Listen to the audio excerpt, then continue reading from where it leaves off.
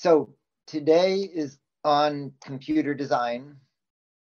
No recitation next week, but there'll be a related recitation in 2 weeks. This week is software. Then next week, we'll get in the labs and we'll start using the cutting tools. So for each week, I'm going to give you a tour. These are outline notes. You'll find lots of documentation in student pages from prior years. And then at the end, I always have picked out a highlighted example of a student assignment. And so this was Nadia at the VOG for this week's assignment. And I'll come back and see it at the end. And then there's the assignment. And typically there's group as well as individual assignments. This week, just starting, it's only individual. And so this week, your assignment is going to be modeling a potential final project and putting it on your site. So first, we're going to do 2D design. And 2D design is images. And we're going to look at that in 2 different ways, raster and vector. So the very first thing you can do is you can draw in traditional media and scan it in. This was a student who is an artist. And for the electronics design week, after the electronics tools, he actually just by eye drew a circuit, scanned it in, and produced it. So just scanning. GIMP is a freely available cross-platform image editor. So images consist of discrete pixels. And so here I am in GIMP. I'm going to create an image.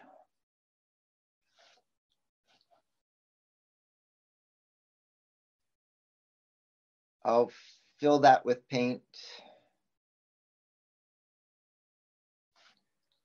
Then I'll fill this with the opposite color. So in effect, I'll subtract it. And then if I zoom in, you'll see the sharp corner resolves into the discrete pixels. And so this is a good tool if you're dealing with images. Photoshop is a powerful commercial tool, similar in spirit.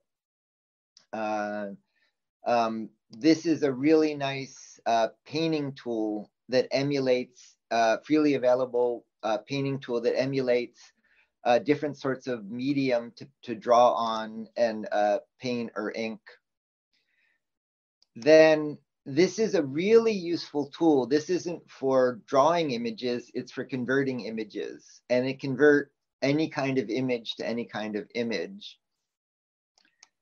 And so one of the things I'll stress when we keep looking at sizes is image compression. There's 2 formats we use typically, PNG and JPEG, JPG. JPEGs compress, and they're good for small files that look good. PNGs aren't compressed, and so those aren't good if you want to just have a picture to illustrate a web page, because it'll be much larger. You use them. One case is if you're doing very high fidelity images where you don't want compression. And then we use them if you're using them in CAD, for example, for finding a toolpath for a machine, where again, you want it to be pixel perfect and you don't want any errors from it. So when you take a picture with a camera, it can easily, a modern state-of-the-art camera can take 100 megabyte, even a gigabyte picture with huge frames. But for web use, you want it much smaller. And so this is an example of, in ImageMagick, This will convert PNGs to JPEGs. This is an example setting the dots per inch. This is the compression quality. This sets the image width. And so Image Magic is a really handy tool just to take a directory of images from your week's work and compress them for the web. And then these are examples of image navigators. So it's like a file viewer, but specific to navigate through lots of images. And so you'll need one of these image tools. Let's see, there are a number of different online ones. Photopea is mentioned. This is one, online tools. You'll need an image editor for dealing with pictures. So then comes vectors. In vectors, you don't store dots, you store shapes. So Inkscape is a freely available vector editing tool, cross-platform. And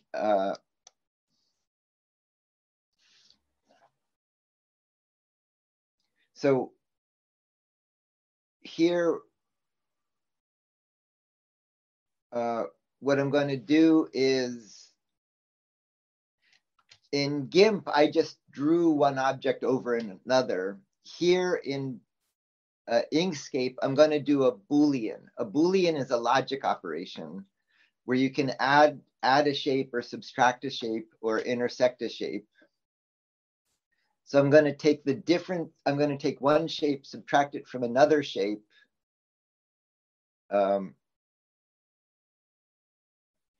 Here, what I'm showing is then I'm going to use an alignment tool to place that.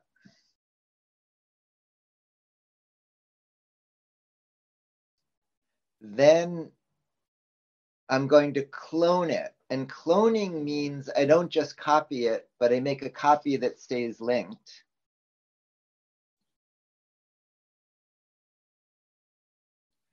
And so now if I move one, I change the other one. And then if I zoom in, the corner stays arbitrarily sharp because I now have, I'm representing the geometry, the cusp. So that's Inkscape. Illustrator is a commercial version that's similar in spirit. And we'll make a lot of use of these. When you want to, for example, send images to vinyl cutters or laser cutters next week, you want to represent not just pixels, but you want to represent the shape as geometry. So those are vector tools. Then I'll talk much more about FreeCAD when we get to 3D. FreeCAD is a freely available cross-platform open source design tool. And it has what's called a constraint engine.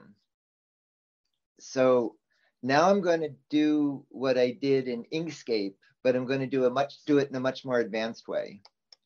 So there's different workbenches. I'm going to go to the sketching workbench. I'm making a sketch. A sketch means a 2D design. And so here I'm doing something similar to what I did before. I made a shape. Then I'm going to cut these out from it. So I'm trimming it.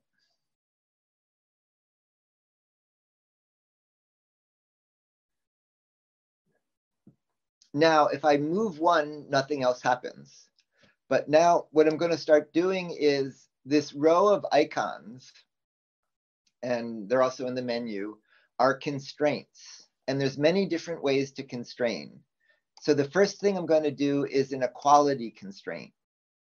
That says those two segments need to be the same length.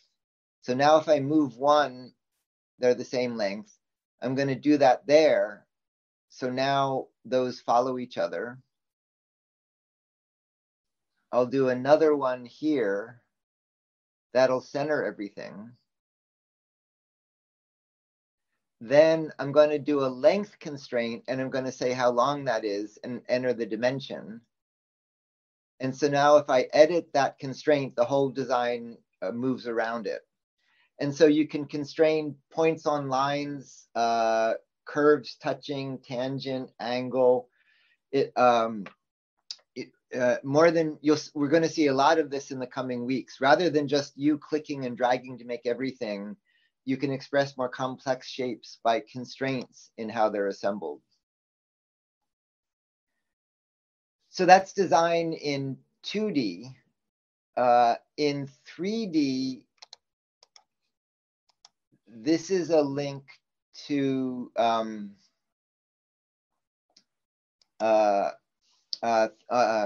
principles behind 3D. 3D design is much more complex. There isn't a single tool and a single workflow. One issue is in 3D, the designs can get very complex. So you want to know not just, it's a bit like Git itself. You want to know not just the current design, but you want to be able to follow all the steps that led to the design and all the ways that the design are going to be used, not just the current version of the design. The designs can be enormous complexity, so you need ways to represent that complexity, and many people can be working on that, so you need ways to collaborate. You need to represent geometry, and so a traditional way to do it is mathematically you represent the surfaces. A more powerful way is mathematically you represent the interior volume. And that can be done both with functions and voxels instead of pixels in 3D. Then when you begin doing 3D design, you'll do it with a computer and a mouse, dragging. But as you make more complex designs, you can reach the limit of what you can do just by clicking and dragging. And so after that, you can write scripts to automate what you would do by hand. And after that, you can use hardware description languages where you write programs to describe things. And then finally, imperative is where you just say what you want. I want this shape.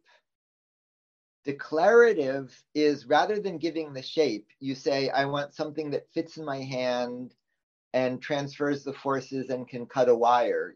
And you describe the constraints and the application and the load. And the design tool searches over the design for you. Generative is where instead of designing it, you write an algorithm that produces it. And then finally, multidisciplinary optimization is if you make an airplane, it has to fly and be fuel efficient and have breathable air. And there's many different types of disciplines that go into the design. And so MDO is optimization over all of those. And so as we go through these tools, they'll progress through this hierarchy of complexity and design. And so will you. As we go through the class, you'll move more into these more advanced parts of 3D design. So first, to start, there's simple tools like SketchUp. These are friendly and easy to get started, but they have pretty severe limits in complexity. So I don't recommend, you can look at them, but I recommend moving to more advanced tools. Then Blender is a really interesting case. This started as a studio in the Netherlands, became a startup that got a lot of investment, didn't really work commercially, bought itself back out, became an open source platform. And the heart of it is beautiful 3D rendering and animation. But increasingly, it has some CAD-like functions. So in Blender,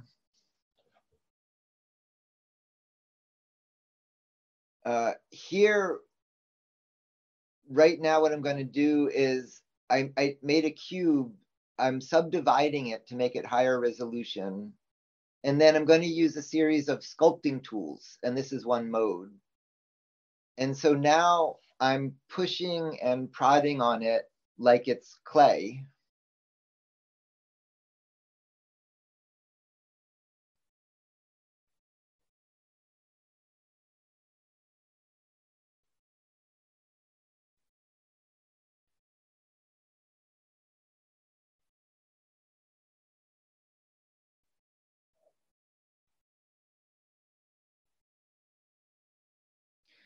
So Blender is very good at this sort of flexible, expressive modeling. And then it's very, very good at rendering and animation. So here I added an object.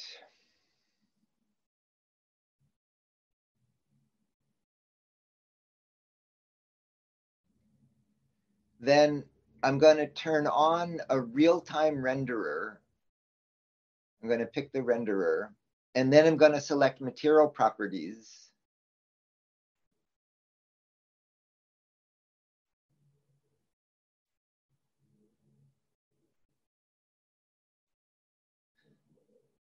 So I'm selecting a material for the ball and the torus.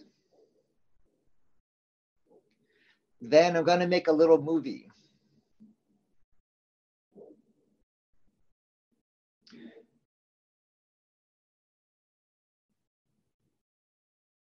So right now what I'm doing is I'm saving keyframes in the movie.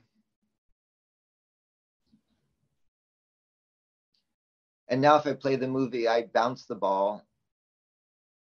And I'll talk about physics simulation in a bit. And then I'm going to call an external higher fidelity renderer to make photorealistic images of it. So that's Blender's good at all of that. It's introduced geometry nodes, which are let you make graphs, and I'll add a video to illustrate that. And there is a project working on a sketching tool for Blender, and this is still very much a work in progress. But this is a first version of bringing constraint sketching into Blender.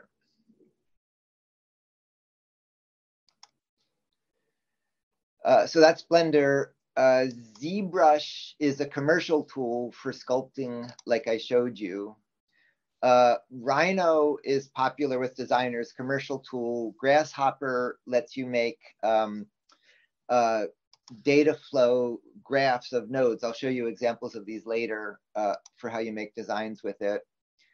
And then we get to FreeCAD. I'd say the worst thing about FreeCAD is its name, which sounds sort of trivial. But FreeCAD is a very powerful community-driven open source cross-platform design tool.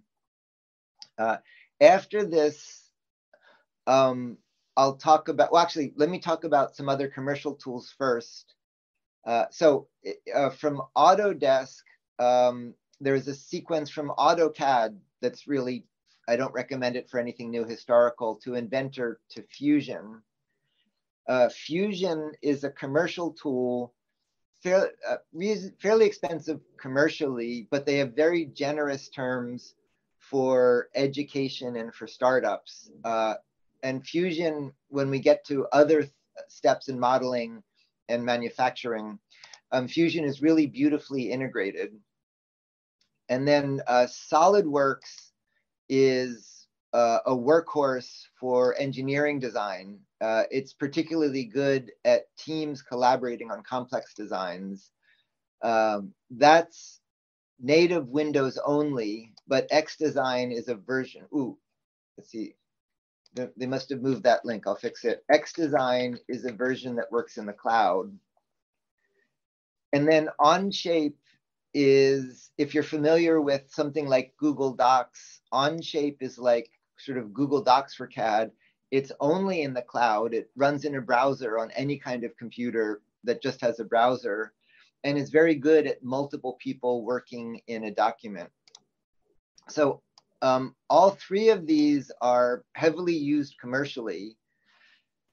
We work closely with each of these companies, and they support us in the class. So all of you have access to, you need licenses for each of these, and we have access to the licenses for them. If there's any question, Luciana is coordinating access to the licenses. So then with that background, FreeCAD doesn't need a license. It's freely available cross-platform. it doesn't run in the cloud, and it's not designed for multiple people working on one design.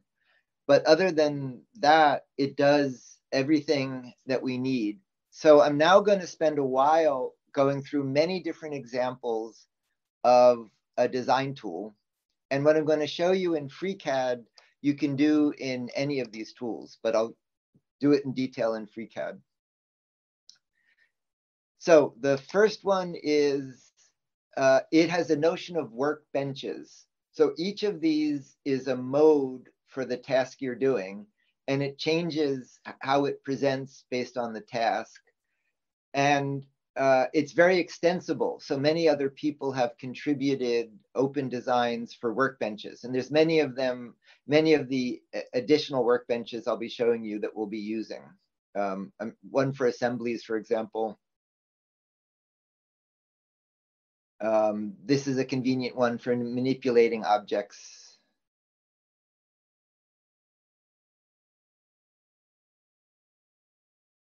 This is one that just simplifies the navigation.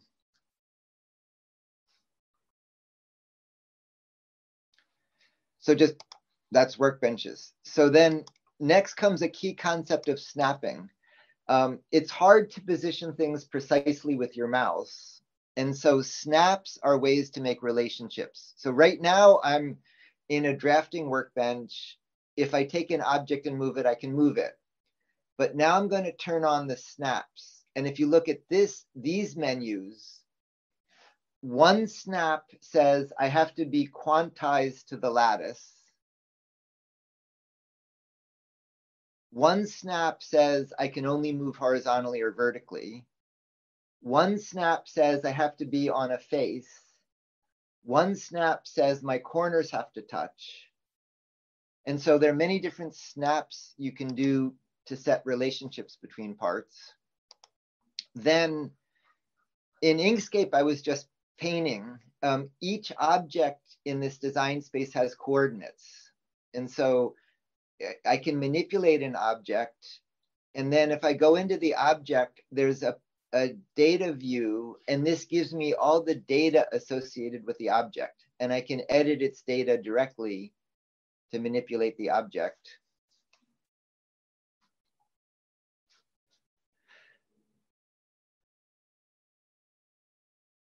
Then here what I'm showing is you can set the coordinate system. You can set the origin of the object that it moves relative to.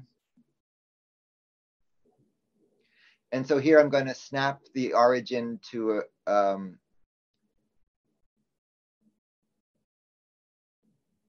corner.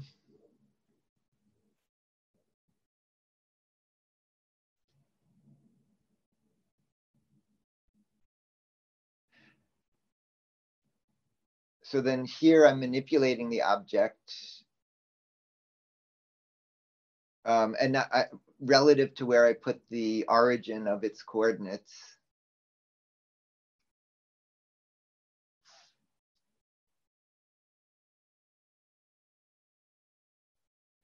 And now I've linked those and they're moving. So that's just the coordinates. Oh, sorry. And then containers are things that house multiple objects. So now let's start looking at how you make things in 3D. One way to work in 3D is to start in 2D and then grow into 3D. So here what I'm going to do is I'm making a shape, and here I'm using what's called a spline curve, where I'm making discrete points and it's smoothly going between them. So here's my spline curve. And then what I'm going to do is I'm going to go into a part workbench and I'm going to extrude it. I'm going to pull it into a 3D object. So that's extrusion. Another way to go from 2D to 3D is by revolving.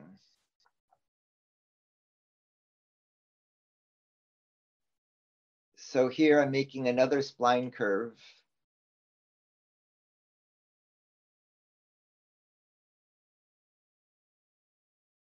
Then I'm going to spin it around an axis. And so now I made a bowl.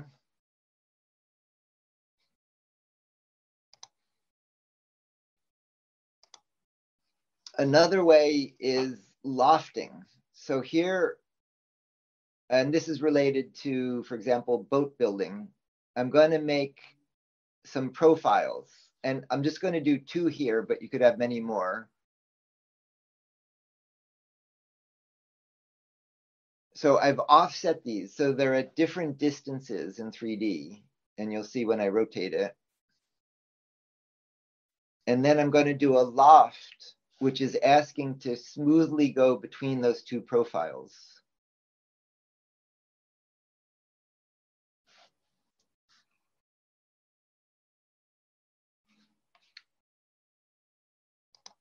So that's a loft. Next is a sweep. So to sweep, what I'm going to do is I'm first going to make a path.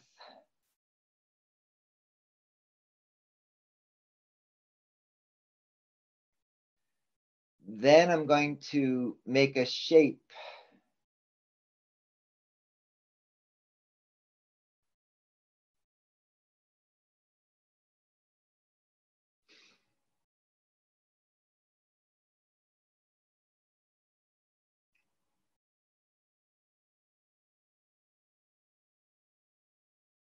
And then I'm going to take the shape and I'm going to pull it along the path. And so there I did it with one shape. I can interpolate between more than one shape. And so you could use this, like if you wanted to make the arm of the chair I'm sitting in, you could design the path and then the profile of the arm of the chair, for example. So those are all ways to promote from 2D into 3D. Then CSG is constructive solid geometry. And so that's doing Booleans, logic, but now we're going to do it fully in 3D. So there's a torus, there's a cube, and then I'm going to take them and I'm going to subtract the cube from the torus. But now here's the key thing. The cube and the torus still exist, and now they're connected in a tree. And so I can go back in. So I can go back into the cube, and I can edit the cube and update it, or the torus, and it propagates through the tree into the Boolean. So when you do these operations, the objects don't disappear, they become part of the history of the part. There I did it in the opposite order. Here I'll do something handy. I'm going to change the transparency so I can look through the part into its construction. And so that was adding, subtracting, differencing parts to do logic on them. And so that's a powerful construction technique.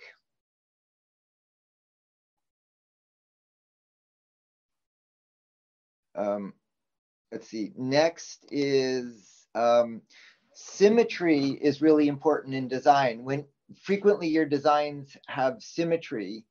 And so rather than repeating the design many times over, you can use symmetry operations to replicate. So here, for example, is a shape.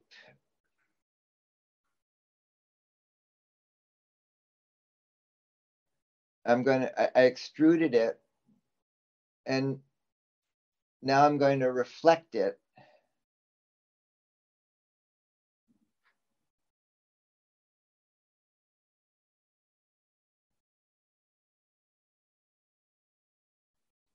So that's the reflection. And I can pick which axis I want to reflect it from.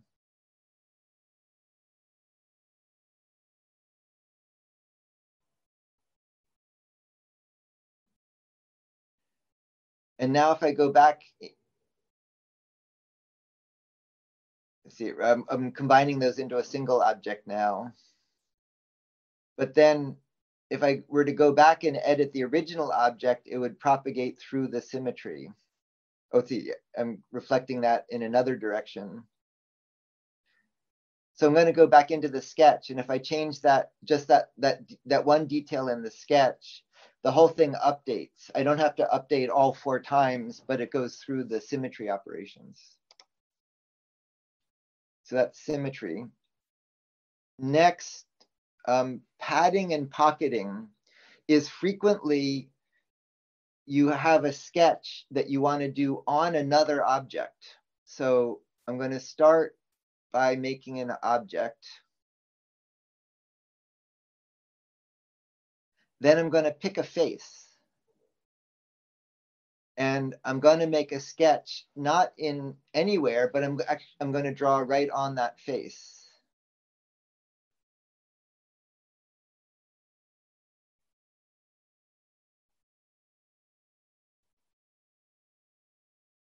Then I'm going to extrude it out from the face in that example.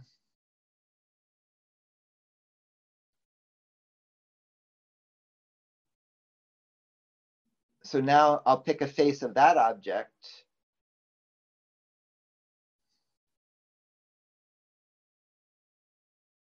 And now I'm going to do the opposite. I'm going to cut into it.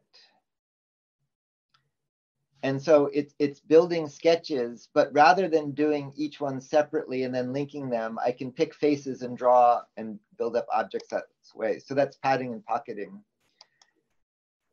Filleting and chamfering is, here's an object I already designed. And now what I'm going to do is I'll pick the edges of it, and they just all got curved.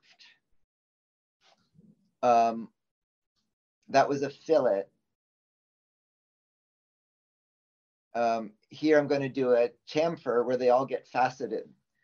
And there are multiple reasons to do that. One is at sharp corners, stresses get concentrated, and that's typically where parts fail. So filleting and chamfering strengthens sharp corners. When you handle an object you hold, often you'll do it so it feels nice to have smooth edges. When two parts fit into each other, it helps the parts mate to do that. So there's many different reasons to fillet or chamfer. Offsetting is a powerful tool. Here's a shape. And what I'm doing is, it's like a balloon. I'm blowing it up. I'm offsetting around it by a distance. And I can do it either to the outside or inside. So it's making a shape that's larger or smaller than another shape. So that's an offset operation. Next, I'm going to do links.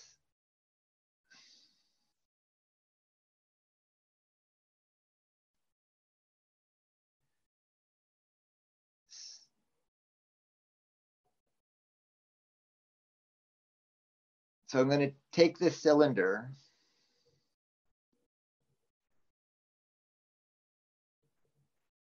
Then what I'm doing is I'm doing an operation that's giving me linked cylinders, like we did in the Inkscape image, but now in 3D.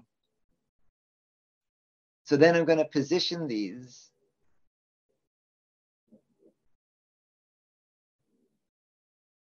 I'll cut that one out. Then I'm going to position the next one. And I'll cut that one out. And then if I go back to the original cylinder, if I edit that one, all of those holes change. So if you had a bunch of holes to fit a bolt, rather than having to change each one separately, if you change the bolt, you change one and all of the holes will change. So that's linking objects.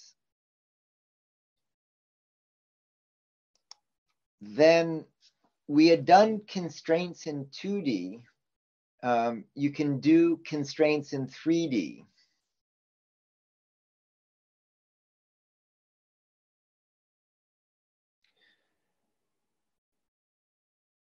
So here, I'll cut that out.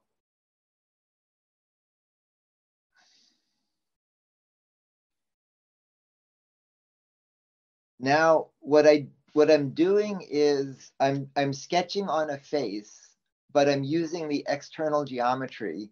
So now I'm going to make a constraint, and this constraint says those circles should touch. Then I'm going to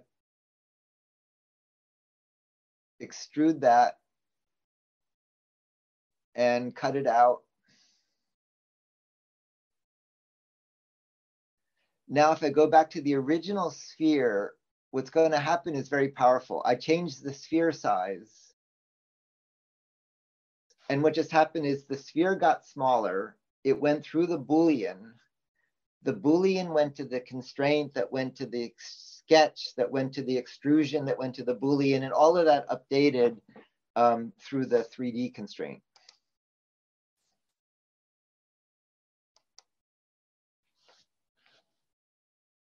Okay, now I'm going to go into a sketch.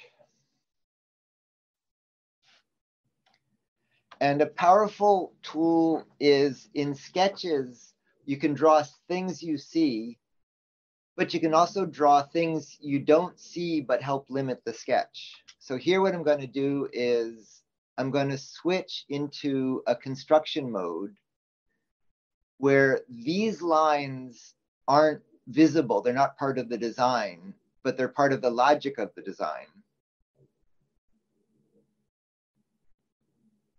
And so now if I pick those three and I do an equality constraint, now that makes everything stay centered.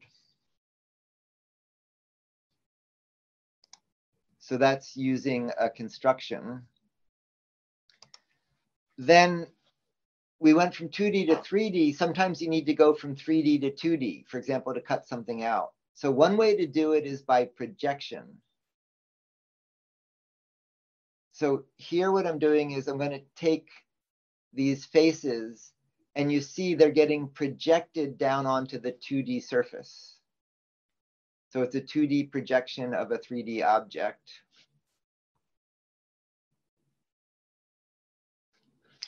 Alternately, I could slice. So here what I'm going to do is a slice through the 3D object, and that gives me a 2D slice. And so that's a way to go from a 3D design, for example, to a 2D fabrication tool.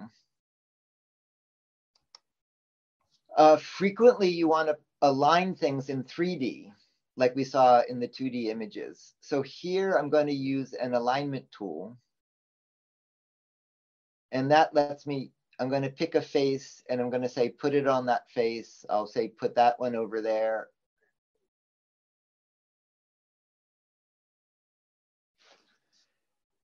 And I'm going to put that one on there. And so that's aligning parts relative to each other. Now comes one of the most important tools. Assemblies are, if I take this tool, it has this part, it has this part, it has that part, and it all comes together into this. And so assemblies is where you take separate parts and assemble them. So here I have the torus and the cylinder. I'm using an assembly workbench. I'm putting them into the workbench. And then once they're in the workbench, I'm going to use constraints like we did in 2D, but now in 3D. So I'm going to take these two objects and I'm going to pick a constraint that says their axes are aligned. And now if I take the cylinder and if I move it, however I move it, the torus follows what I'm doing with the cylinder because they're constrained. So that's building 3D assemblies. Often you need to measure what you made after you go through all of these constraints and assemblies. So I'll make a part here. Then I'm going to use a measuring tool that lets me pick features and ask what is that size to dimension it.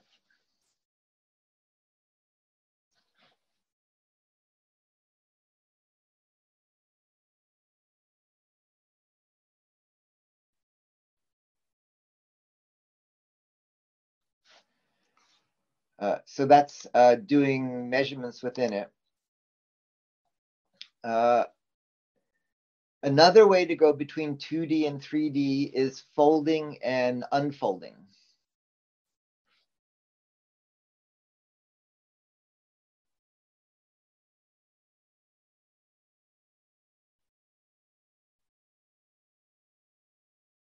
And this often is connected to historically working with sheet metal. So what I'm doing here is I'm doing a design by folding into 3D.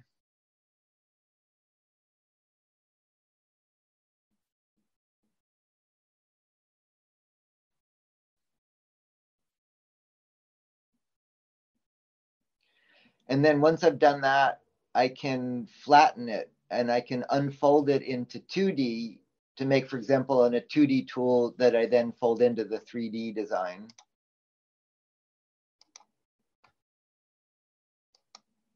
Okay, next, I've said many things are the most important, but this next one I think is the most important, which is next week we're going to do laser cutting cardboard, and you need to make the dimensions very close to fit. And if the cardboard changes size, you have to change the slot size. And you don't want to have to go back and click on every slot. You want to have one dimension, the cardboard size, and have everything else update based on that. So FreeCAD implements that nicely with spreadsheets.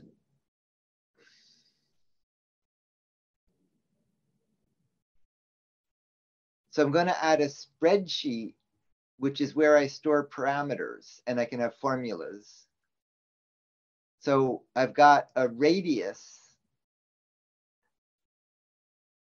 I'm going to name a variable radius. Then up until now, I've just been typing numbers, but in those boxes, I can have formulas and they can have variables from the spreadsheet. So I'm going to, instead of typing a number, I'm going to tell it to go to the spreadsheet and pull out a variable and use that.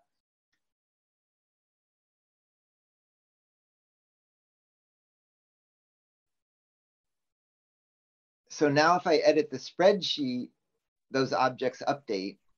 And then I can use that. I'm now going to put it not just in the size, but in the position and make that depend on the spreadsheet. And here I'm doing a little math formula. So now if I edit those, they change size and they change position. And so learning to work with parameters, I'd say, is the biggest dividing line between beginner and more advanced CAD. As you get better at doing this, whenever you start a design, right away, you'll start by making the parameters in the design and figure out how to use them. So that's parametric design. Then behind this is a big program, but it's very easy to write small programs that extend it. So what I'm showing here is Python, we'll see more later, is a powerful programming language. I opened a console and everything I do in the user interface corresponds to programming commands. And so in the console, you can see the programming commands. And one of the neat things it lets you do is you can reach in and you can access the data structures themselves. And so you can do powerful kinds of, for example, alignment by referring to the data that describes the object. So here I'm entering a formula that's defined by the geometry.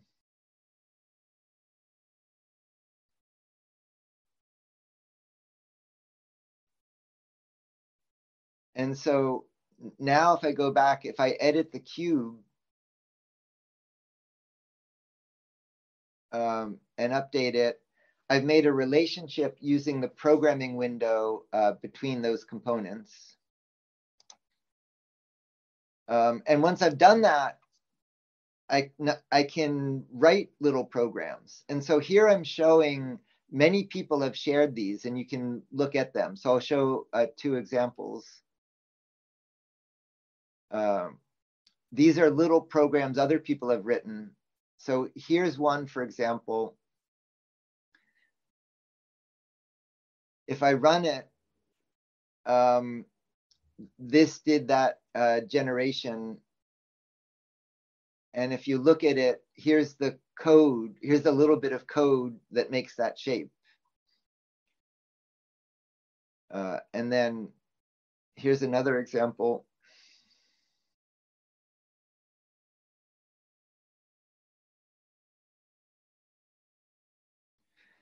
So it generated that honeycomb. And so it'd be lots of clicks and drags to make that rather than writing a short program to generate it. Then once you've made your design, you want to convey it. So frequently you want drawings. And so here, this is a drafting view where I can take the 3D design and I can make line drawings. And they can be projections, they can be cross sections.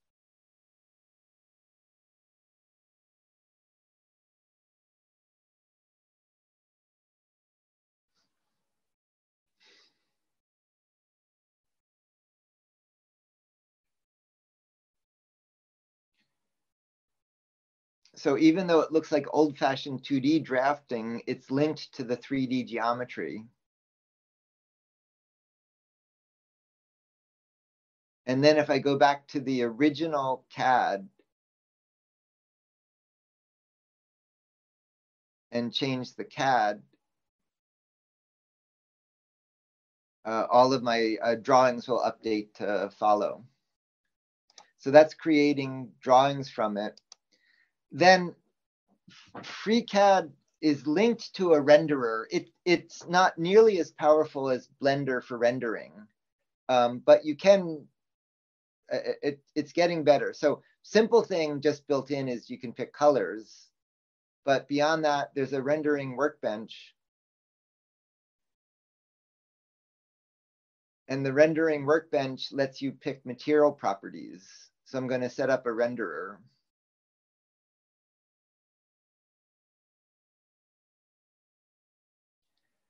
And then I'm going to assign material properties to each of my objects.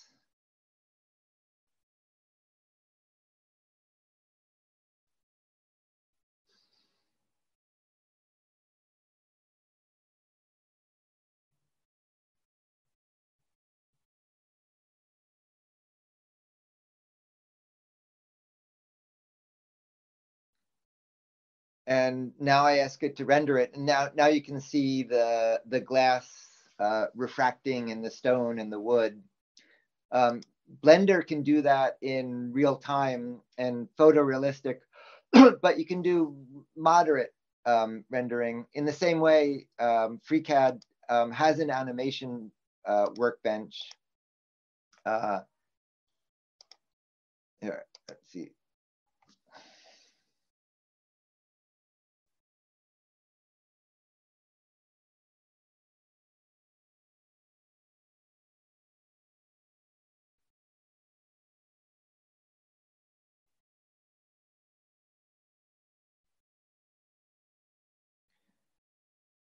So now I'm making nodes for the animation.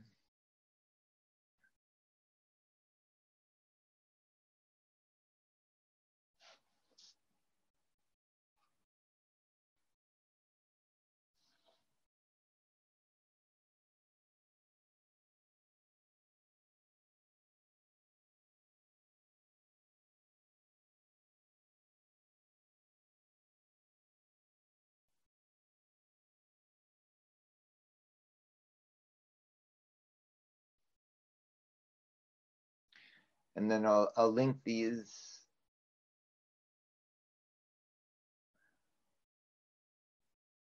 So first one happens, then the next one happens. So simple animation workbench. And so to do this class, the key things are hierarchical. You can make parts out of parts out of parts. Parametric, you can have numbers and formulas that drive designs. And algorithmic, you don't have to just click. You can use little bits of code. And so FreeCAD is freely available cross-platform open source. Fusion is beautifully integrated. SolidWorks is very strong at complexity and engineering workflows. Onshape is very lightweight on the client. You just need a web browser, and very good at team collaboration. Licenses are available for all of these. And then again, you don't need a license for this. These also typically you need to use with internet access. This you can use offline in a remote location. So those are 3D tools. I'll skip over a few things. This is a tool a former student wrote. And what it does is, rather than representing objects as surfaces, it represents them as math formulas describing the volume. So this one is very different. So here we'll start doing stuff that looks similar, where I'm adding shapes. And then I'm gonna, rather than a history, I'm gonna make a graph of the steps. So now I'm gonna subtract one from the other.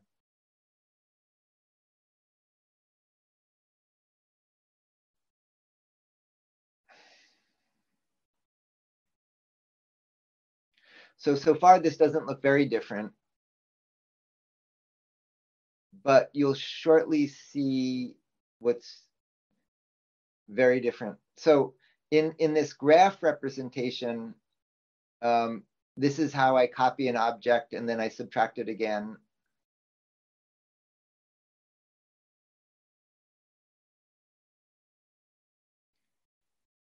Then each of these nodes is a little program. And so now they both update. So if I want parameters, I can add a node with parameters, and then I can use that in formulas.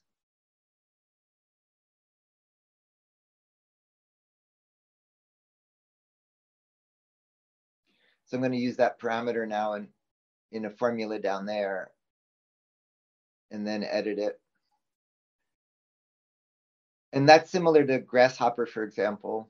But now here comes the real difference. Because the object is a formula, this, for example, is a node that deforms the coordinate system. So as I move it, the whole object is morphing around it.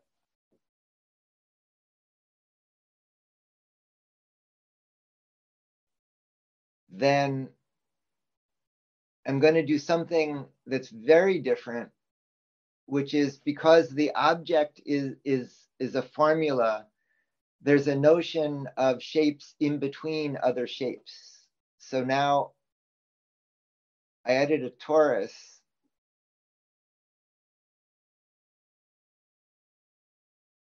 And now as I vary this, I can continuously interpolate between one shape and the other shape, because the shape is this mathematical distance field.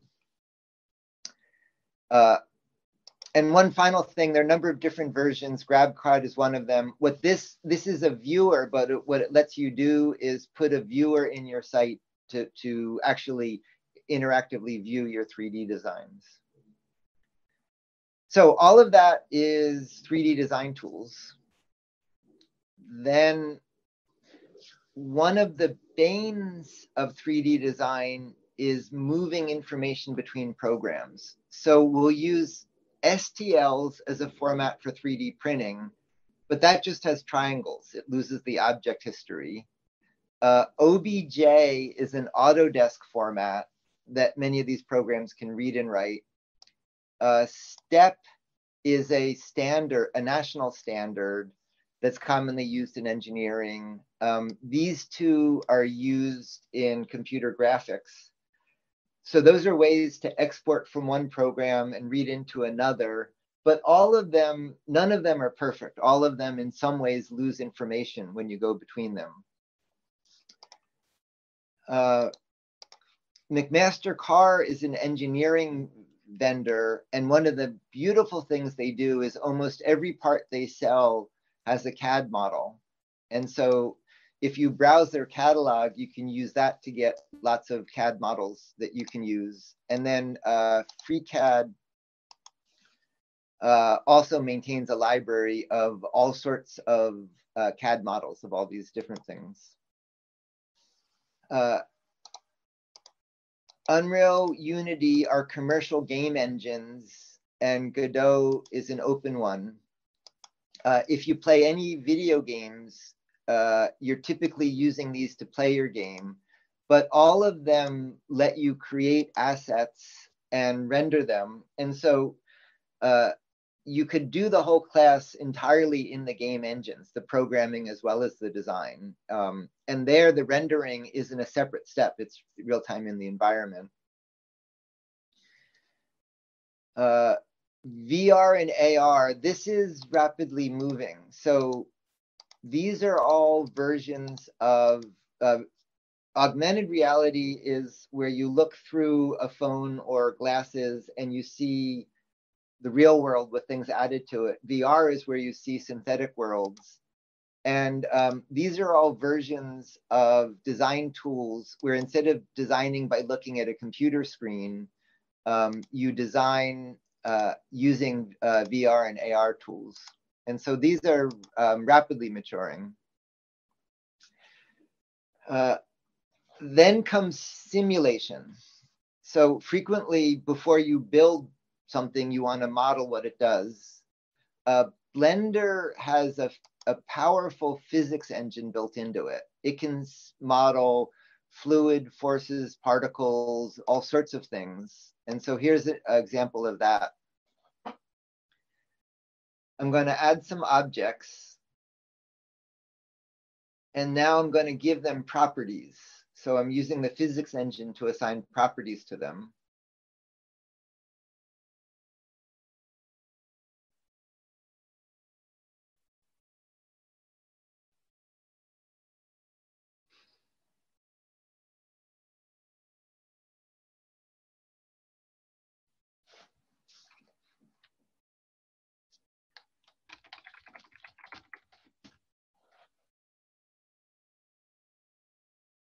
And I turn on the physics engine, it just falls. But now I'm going to nail that part down so it can't move.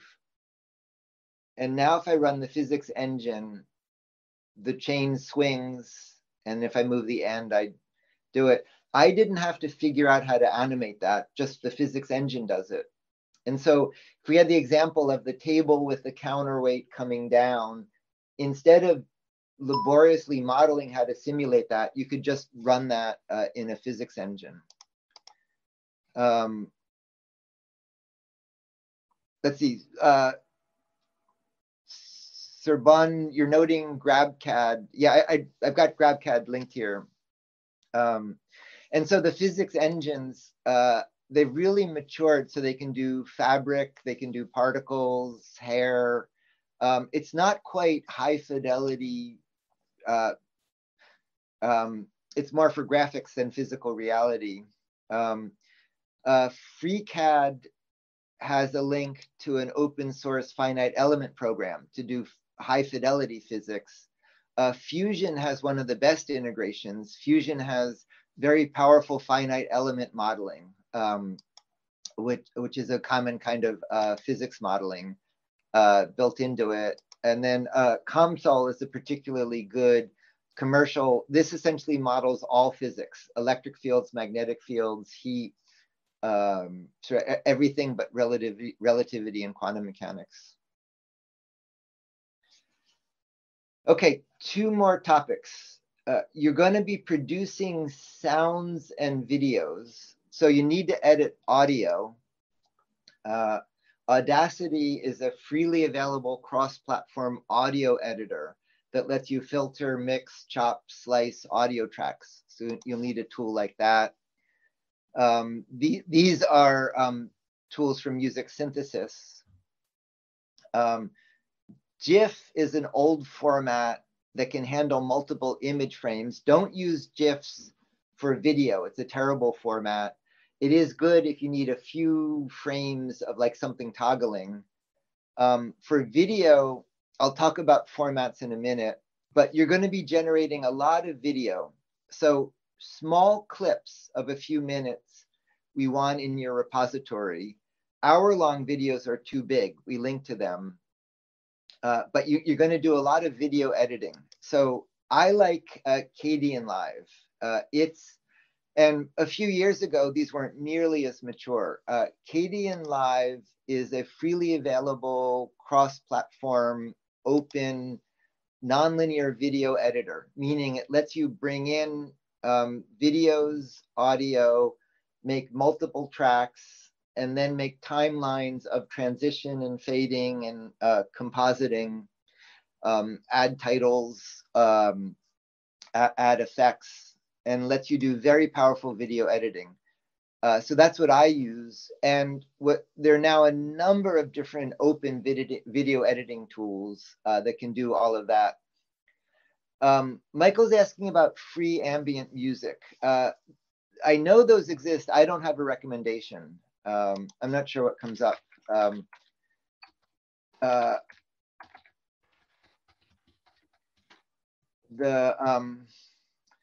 There are some archives of them. I don't have a particular recommendation. One reason why that question is important is, in fact, I should add a link to that.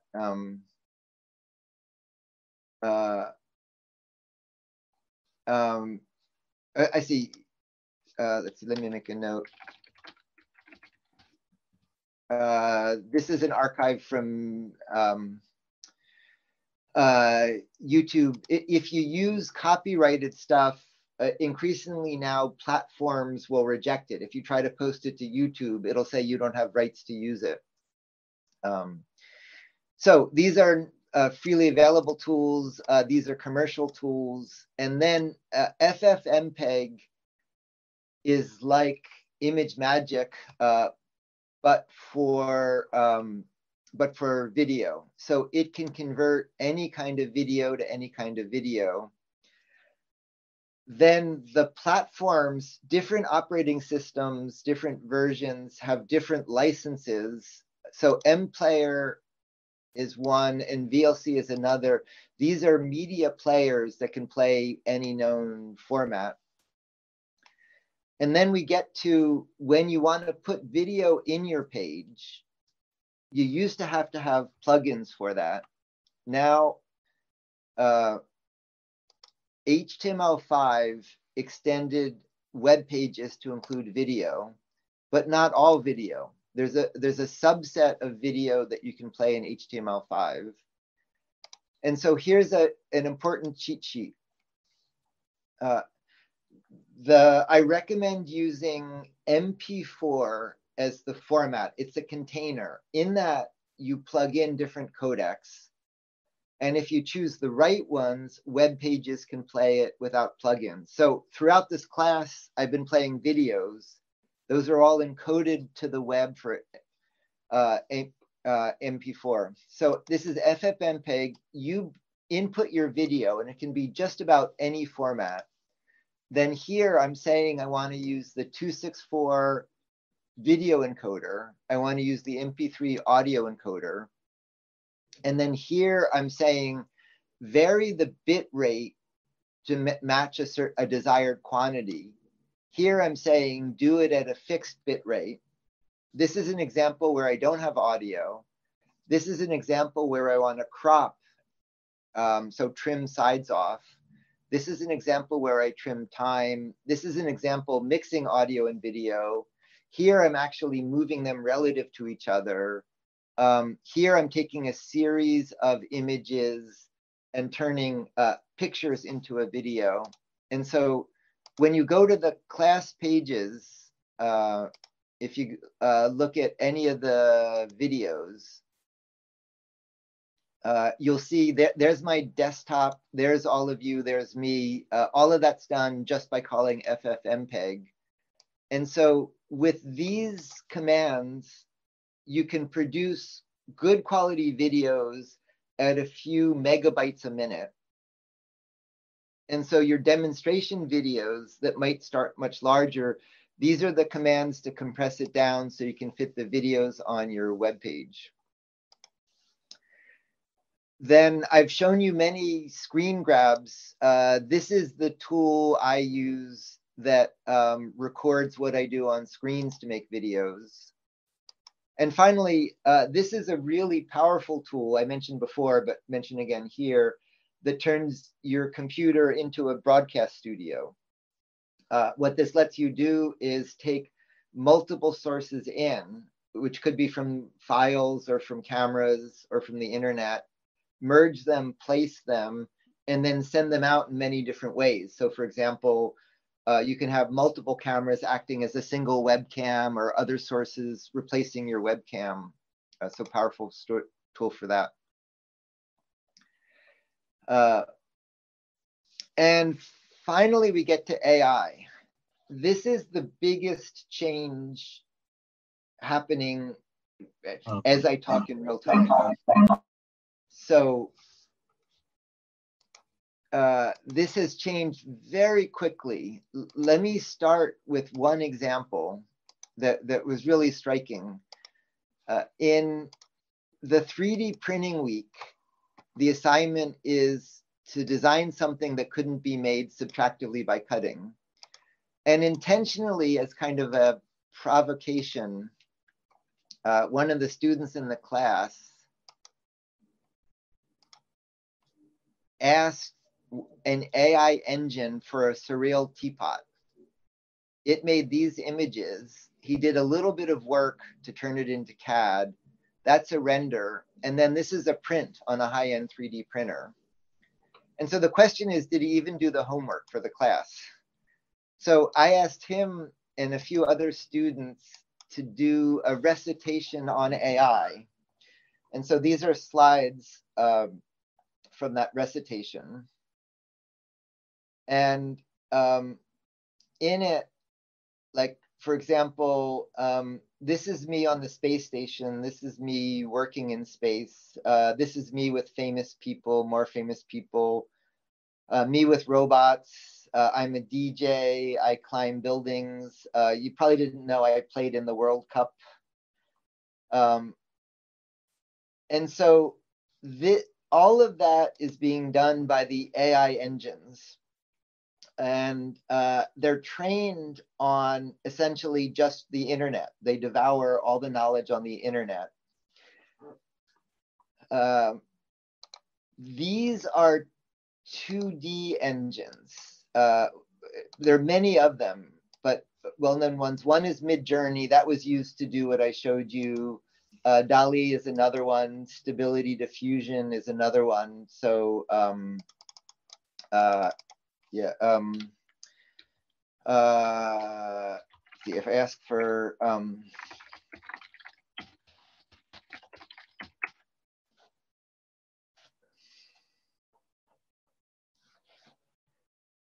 see, I don't know how it'll do with this.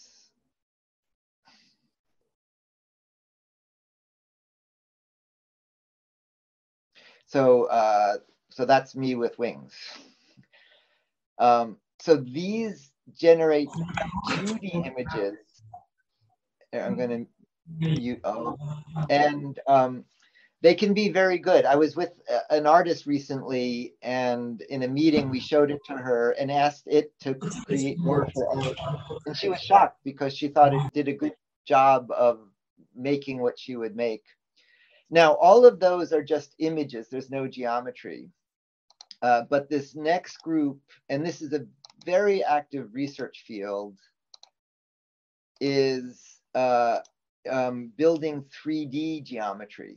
So each of these are 3D, are AI engines, but they have fundamental 3D representations, not just images. So you can pull geometry directly from them.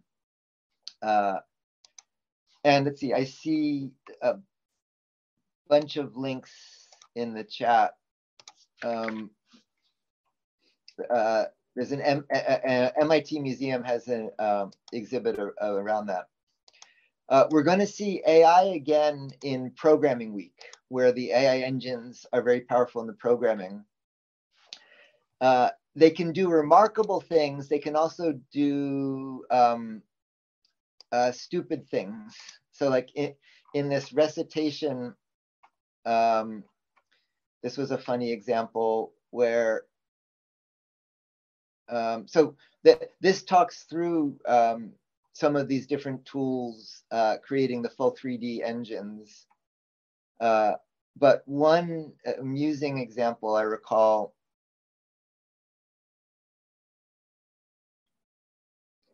is, I think towards the end here. Oh, this was a funny one. Yeah. So somebody asked for an image of salmon swimming in a river and wanted images of fish, but it picked out sushi. And so how you ask the question can be really sensitive. There's a huge number of things emerging. Famously, there was a art contest won by somebody using the AI that led to enormous controversy. Right now, there are lawsuits because these are using material without permission for it. One of the biggest limitations is I just spent an hour on hierarchical parametric algorithmic constraint solving. And then there's the AI, and there's really nothing right now between them. So a very active research question right now is how to link all the CAD things I showed you with the expressiveness of the AI. And so it's a rapidly moving target. And so for the class, you're welcome to use these. It's essential that you credit use of the AI tools in it, and they don't replace everything else I covered. So you need to master constraint solving, assemblies, hierarchical, parametric, all of those attributes. But you can use the AI engines for inspiration, for illustration. And in the coming years, these are going to be merging together. So the you can sort of think of it as the bottom-up design I spent most of the class on, merging with the top-down design. And it's very quickly, very rapidly unfolding. So what I want you to do this week, lots of good examples in the chat, is take your final project. The final project may change, but you need to pick one for now. You're welcome to change it, but ground your work by picking one, and then model it. So draw with a illustration tool, use a painting tool, use a 2D vector tool, work with the 3D tools I showed you. And to look ahead, next week's class is computer controlled cutting, vinyl and laser cutting. And in next week's class, you're going to have to make a parametric construction kit. So you do need to be comfortable with parametric tools for next week. So you can't avoid doing that.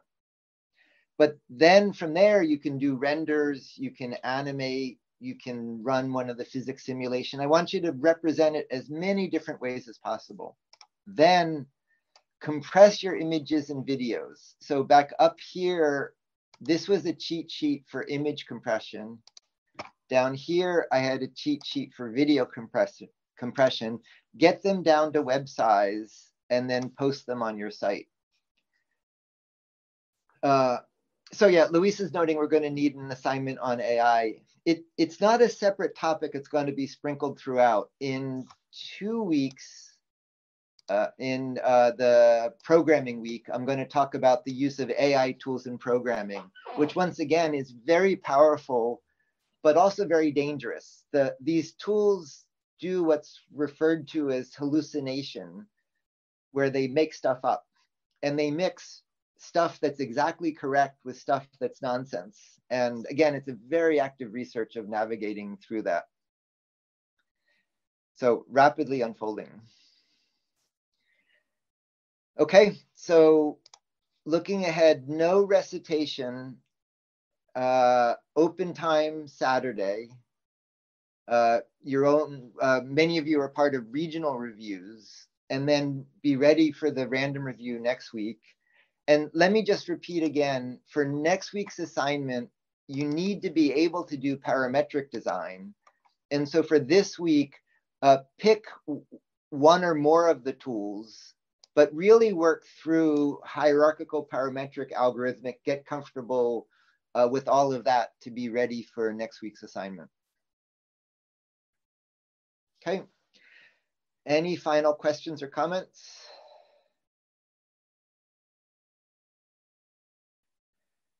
If not, main goal this week is to get you started with the design tools, but it's a fun, expressive week. Oh yeah, let me show you. The linked assignment was Nadia, who is a force of nature in Amsterdam, and she did a really good job. I'm going to scroll because there's a lot here.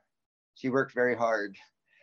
She did a good job of trying many different tools and many different representations.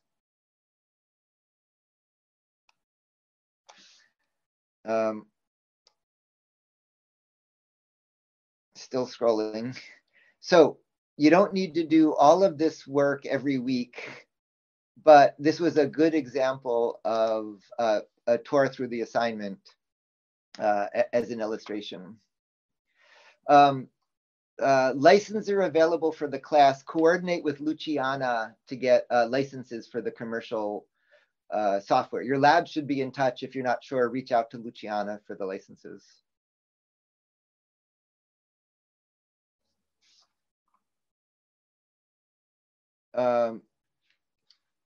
And let's see, Michelle is asking about Clo 3D.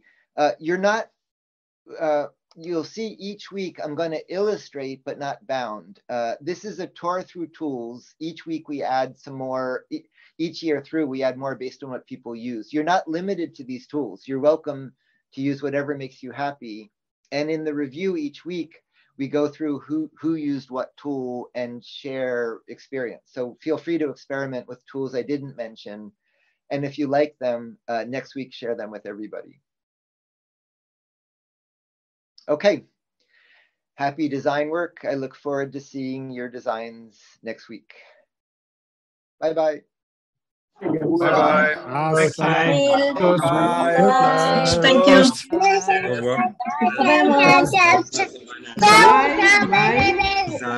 Ciao, ciao. Ciao, ciao. Bye-bye. Adiós. Adiós, Vanessa.